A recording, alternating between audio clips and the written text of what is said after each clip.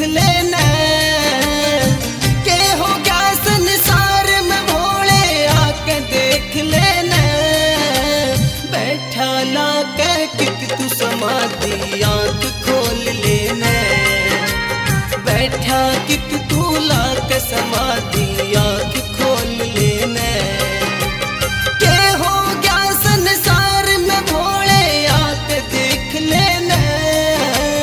बैठा कि तू ला के समाधि आँख खोल लेना।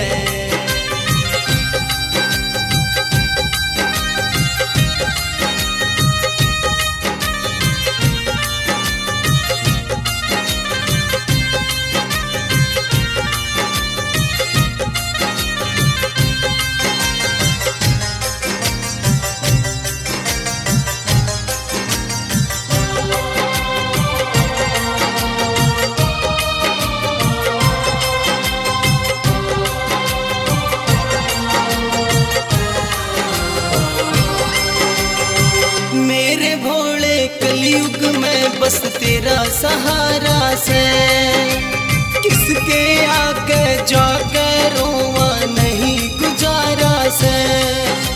मेरे भोले कलयुग में बस तेरा सहारा से किसके आगे जाकर रोवा नहीं गुजारा से। कौन करे विश्वास भोले कुछ तो सोच लेना।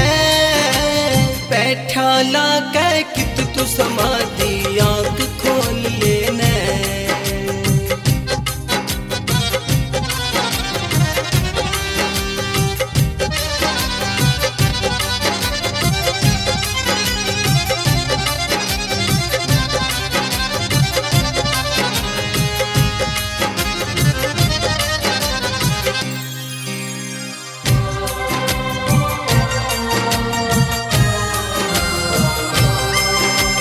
तेरे भगता की ओ भोले आस टूट जागी।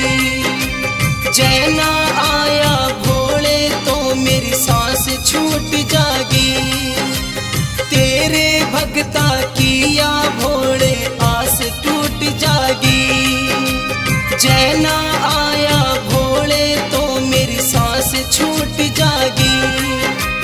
सारी दुनिया दुखी फिरे तू चरण लगा लेना। बैठा ला कि तू समाधि आँख खोल लेना।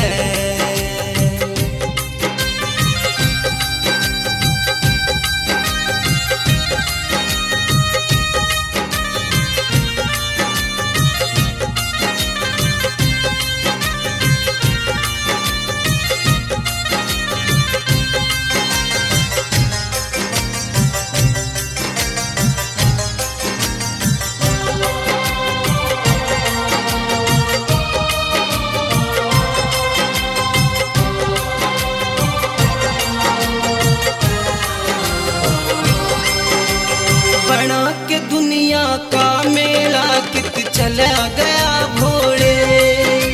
सोनू तेरे दर पे देख ले पड़ा सयो भोले।